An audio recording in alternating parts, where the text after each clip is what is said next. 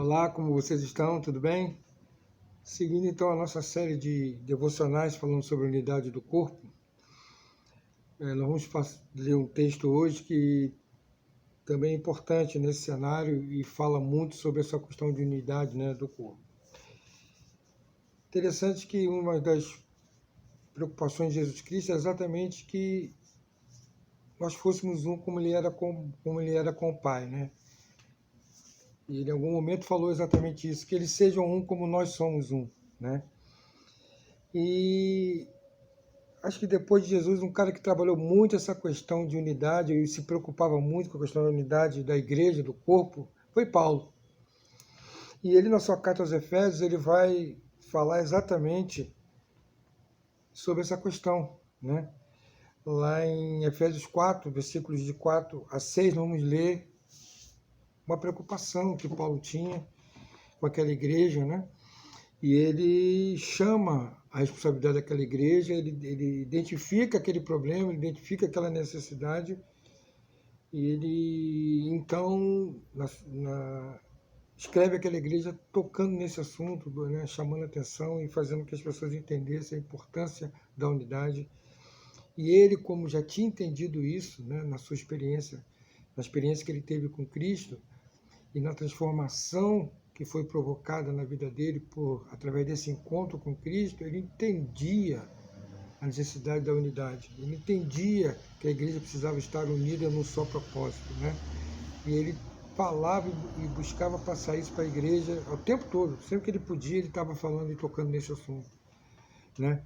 Então vamos lá, vamos ler. Efésios 4, versículos de 4 a 6. Há um só corpo e um só espírito, como também foste chamados em uma só esperança da vossa vocação. Um só Senhor, uma só fé e um só batismo. Eu tive a oportunidade de falar da outra vez, né, que não pode haver na igreja várias vozes, várias orientações, vários segmentos, porque a igreja é a igreja de Cristo. E por ser a igreja de Cristo, ele é o cabeça. Por ser a igreja de Cristo, ele é o comandante.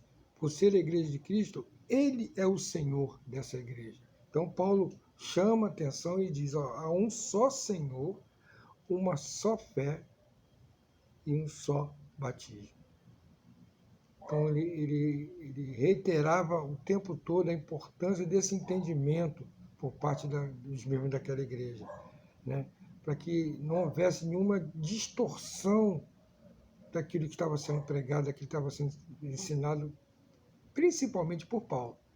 E Paulo, ele era um disciplinador, ele era um ensinador. No seu trabalho com as igrejas, ele ensinava e mostrava a direção, o caminho, e ele passava da experiência que ele tinha tido com Cristo.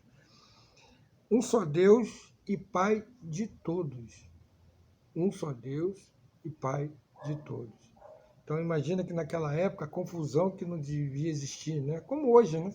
Quantos deuses nós temos? Ou quantos deuses se apresentam, né?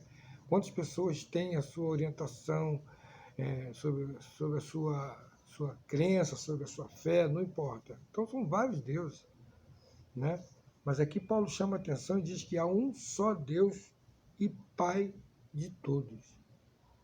Há um só Deus e Criador de todos. Há um só Senhor e Pai de todos. Então ele coloca Deus como Pai. E o Pai, que Deus é, ele cuida dos seus filhos e cuida dos seus, né? Então a preocupação que Paulo tinha aqui é que as pessoas entendessem que Deus é Pai. E ele nos ama como Pai que é. Que a gente possa entender isso, né? Que a igreja possa entender isso. E por todos e em todos, um só Deus e Pai de todos, o qual é sobre todos. Deus é sobre todos. Deus é soberano sobre todos, sobre todas as coisas. Deus é Deus, e ponto. Não se negocia isso, né? Então, um só Deus e Pai de todos, o qual é sobre todos e por todos e em todos vós. Então, Deus é Pai de todos e cuida de todos. Então, Deus não faz diferenciação. Deus cuida de todos igualmente. A gente tem a oportunidade de ouvir falar muitas das vezes, né, que Deus, ele odeia o pecado, porque Deus não tem parte com o pecado, Deus não tem parte com coisa errada, mas Deus ama o pecador. Esse Deus que é Pai, ele ama o pecador, ele cuida do pecador, ele quer resgatar esse pecador, ele quer trazer esse ser para perto dele de novo. Então, desde que a gente aprende, né, desde pequeno, que Deus é amor. Então, o amor de Deus, ele não tem como a gente medir, né? O amor de Deus, a gente não tem como medir. Ele é amor. Então, por ser amor, ele cuida de todos igualmente. Ele tem a preocupação por todos igualmente. Então, que você entenda essa palavra e esse texto e aplique na sua vida, sabendo que há um só Deus, um só Senhor. Coloque só um Senhor na sua vida. Coloque só um Senhor na direção, na condução da sua vida. E que a igreja Batista de Abolição, que é a igreja onde nós congregamos, a nossa comunidade de fé, que na nossa igreja a gente preserve e a gente busque fazer a vontade de Deus e que na nossa igreja tenha um só Deus e um só Senhor. E esse Deus e Senhor de todos cuide de cada um de nós e nos faça vencer nesse mundo tão complicado, tão difícil que se apresenta.